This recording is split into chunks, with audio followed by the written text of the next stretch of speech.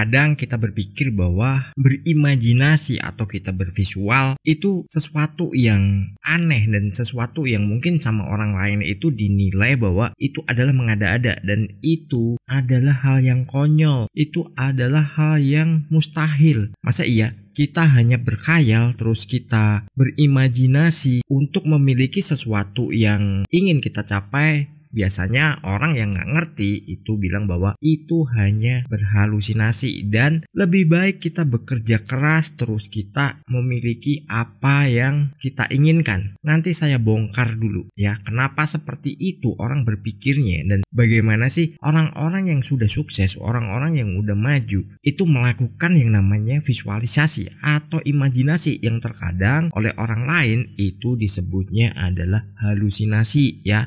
Sering dibilang alah halu. Pernah nggak kita melakukan seperti itu terus dinilainya bahwa itu adalah sebuah halusinasi dan itu sesuatu yang mengganggu. Padahal kita nggak menyakiti orang lain, kita nggak mengganggu juga ke orang lain. Apa kabar sahabat debat? Tentunya selalu dalam berlimpahan dan keharmonisan ya. Terkadang kita melakukan visualisasi atau kita melakukan imajinasi itu seringkali dibilang bahwa kita ini berhalusinasi. Terus kita harus bekerja keras untuk mendapatkan apa yang kita inginkan. Kalau mau sukses itu kita harus bekerja keras dulu baru nanti akan sukses dan bahagia. Padahal polanya nggak gitu. Polanya adalah kita bahagia dulu terus kita baru bekerja. Entah itu bekerjanya secara bekerja keras atau bekerja cerdas. Beda ya, beda arti dan beda hasilnya juga. Terus barulah kita sukses. Nah, selama kita konsisten. Kalau selama kita merasa bekerja terus, bekerja keras terus, ya, banting tulang mungkin ibaratnya biar sangat dramatis. Biasanya kita justru nggak bisa bekerja secara cerdas dan kita nggak merubah hidup ini. Kita nggak merubah hidup pada diri kita. Tapi kalau kita smart dalam artian kita bisa menerapkan apa yang kita miliki adalah sebuah potensi yang sangat luar biasa, yaitu pikiran. Itu membuat kita itu justru akan mendapatkan peluang dan kemudahan-kemudahan yang selalu datang. Sekarang kita lihat deh, orang itu yang sukses, mereka berimajinasi dulu, mereka menggambarkan dalam pikirannya dulu. Dia bikin yang namanya plan, dia menyiapkan settingnya, dia punya target dalam dirinya, baru dia aplikasikan ke realita. Nah dari situ makanya mereka udah siap nih, mereka udah mempersiapkan targetku sekian dan targetku punya usaha yang sebesar ini dan akhirnya mereka memilikinya. Apakah itu berhalusinasi? Itu semua tercipta untuk masa depannya. Dia menggambarkan dulu sesuatu yang terjadi dalam kehidupan ya, apapun itu termasuk benda, dia tercipta melalui 2 kali penciptaan, yaitu dari pikiran dan nanti tercipta di realitas nyata. Makanya kita harus menanamkan dulu dalam pikiran kita, dalam imajinasi kita, dalam visual kita bagaimana. Kalau kita nggak melakukannya dan kita nggak mempersiapkannya, kita nggak akan pernah mencapai apa-apa. Contoh orang mau buat kursi tanpa ada imajinasinya, tanpa ada dia persiapannya, dikasih bahannya apa, dia nggak bakal bisa jadi kursi yang bagus. Kenapa? Konsep nggak ada dalam pikirannya. Kalau masih dibilang itu halusinasi, ya udah terserah, biar mereka yang berhalusinasi. Bagi kita, bagi teman-teman yang setia dengan channel ini, kita nggak hanya sekedar berimajinasi, tapi kita menciptakan hidup kita karena kita adalah seorang arsitek untuk kehidupan kita di masa depan. Di sini kita pengen diskusikan ya, imajinasi soal keuangan. Kita melakukan imajinasi keuangan itu bagaimana sih tahapannya, bagaimana dan apa saja, dan akan saya sampaikan poin-poinnya. Kita harus memiliki gambaran dulu nilainya berapa. Kita harus memiliki nilai yang kita inginkan ya, tapi ingat harus konsisten. Misalkan dalam nilai tertentu, yaitu konsisten di situ terus. Abaikan bahwa ada yang bilang, wah mimpi kamu tuh terlalu gede. Jangan kita putus asa ya. Tetap pada diri sendiri. Di video lain udah saya bahas, rahasiakan ya. Nilainya berapapun hanya Anda sendiri yang tahu. Jangan sampai orang lain tahu. Nanti dianggapnya mustahil, terus dirinya akan mencoba mematahkan. Lalu kenapa saya bilang bahwa kita harus menggambarkan nilai yang kita inginkan dan buat itu seolah udah ada dan itu nyata, yaitu karena biar pikiran kita atau vibrasi kita itu menarik semesta untuk menyesuaikan dirinya mengirim apa yang kita inginkan, apa yang sudah kita tanamkan. Tapi ingat, jangan pakai kata semoga, jangan pakai akan, besok, kalau, dan lain sebagainya ya. Jadi kita nggak boleh menanamkan sebuah keraguan-raguan atas impian kita. Nilai berapapun kita bisa dan rasakan bahwa itu sudah dimiliki. Karena vibrasi kita ini akan menariknya. Entah itu nanti datangnya dari mana yang kita nggak pikirkan sebelumnya, atau tiba-tiba kita dapat juga kita nggak tahu. Ada sebuah cerita begini. Ada seseorang berdoa, rajin bertahun-tahun tuh. Tiap hari berdoa, Tuhan menangkan aku sebuah lotre. Setiap hari dia berdoa begitu. Tuhan menangkan aku sebuah lotre. Kok nggak dapat-dapat? Dan akhirnya apa? Ada suara nih menggelegar di situ, besar sekali. Dan dia bilang, hey bro, kalau mau menang lotre, beli dulu lotrenya. Itu ibaratnya kita harus mempersiapkan. Terus kita juga harus mengambil tindakan. Kenapa? Ada peluang, silahkan diambil. Selama dalam nurani kita, dalam hati kita itu menyatakan oke, ini bagus, ini bisa ku jalani. Tapi kalau ada keraguan-raguan, misalkan hati-hati nanti dia bakal begini begitu, ya mending dipending atau cancel aja ya. Karena kalau kita udah melawan yang namanya intuisi, itu kita nggak akan pernah mendapatkan apa-apa ya. Yang ada kita rugi. Karena ini dari pengalaman saya, udah saya ceritakan entah di video yang mana saya lupa. Kelemahan saya itu adalah membuat video secara improve ya. Saya nggak menyiapkan skrip, judulnya apa, kadang saya juga hanya bikin sesuai isi yang ingin saya sampaikan. Ya sudah, habis itu nggak ingat lagi tadi saya upload dengan judul apa ya. Tapi apa yang saya sampaikan itu adalah apa yang sudah saya terapkan dan saya alami. Lalu poin kedua, setelah kita menggambarkan atau kita bervisual, itu rasakan bahwa apa yang kita inginkan, terutama uang ya, yang nilainya sudah kita tentukan tadi, itu rasakan benar-benar kita sudah memilikinya. Dan kita harus bermental kita memiliki nilai tersebut. Misalkan yang suka lemes, suka aduh kok kurang, kok ini nggak dapat atau gimana, itu tanamkan dalam hati kita, dalam perasaan kita bahwa kita sudah memilikinya dan kita enjoy aja. Contoh nih, misalkan nih kita sedang ke mall, terus kita melihat barang bagus yang ingin kita beli, padahal dana kita belum cukup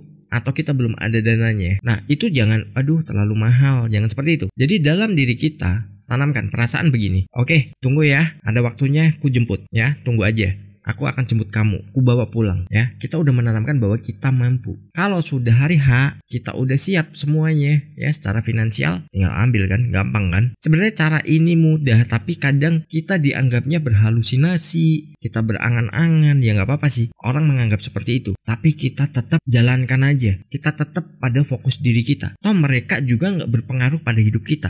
Coba, kalau mereka bilang seperti itu, udah deh, jangan berhalusinasi, jangan berkhayal. Lu tuh gak mungkin dapat itu. Misalkan ada orang bilang seperti itu, apakah dia menjamin dirinya bisa membelikan barang yang kita inginkan, atau dirinya memberikan nilai uang yang kita butuhkan? Gak juga kan. Jadi fokus aja pada diri sendiri, jangan fokus pada orang lain yang mereka menjadikan itu sebuah hambatan bagi kita atau mental block bagi kita, yang itu akan kita bawa sampai kapanpun. Jadi fokus aja pada apa yang menjadi impian teman-teman. Jangan pernah dengarkan kata orang, lu begini, lu begitu. Dan ingat, jangan pikirkan kondisi saat ini. Meskipun saat ini kondisi atau mungkin pekerjaannya apa, terus punya impian sebagai apa, jangan terpaku bahwa aduh kondisiku kayak gini, nggak mungkin. Jangan pernah pikirkan itu. Pokoknya fokus aja di situ ya.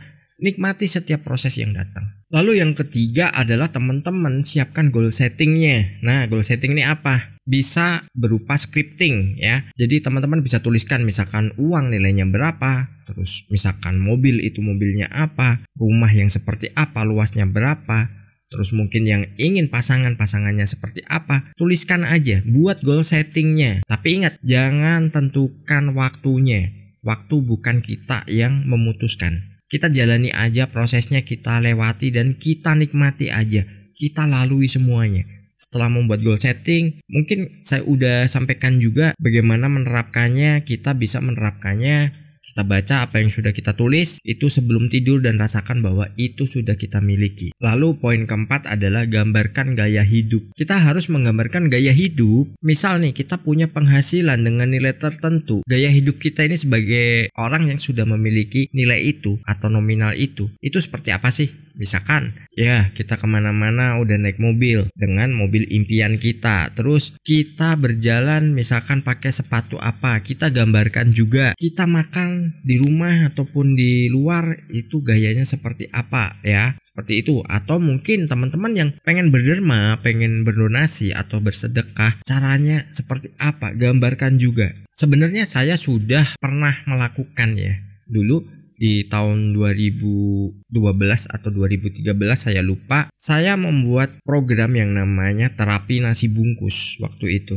Jadi tiap malam Jumat nih kita kumpul tengah malam ya dengan komunitas saya waktu itu. Yang datang boleh bawa nasi, lauk, minum dan apapun. Kecuali pengen melakukan action itu dalam bentuk uang, itu nggak boleh.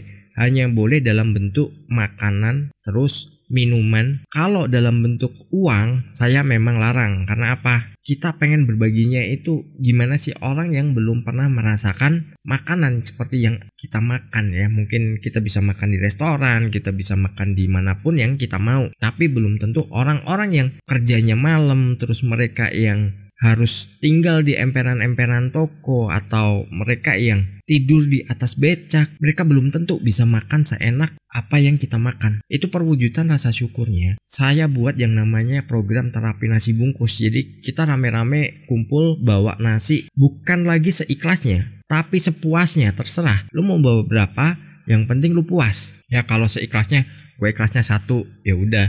Tapi kalau 1 sepuasnya, nggak mungkin dong 1 udah puas ya untuk kita berbagi.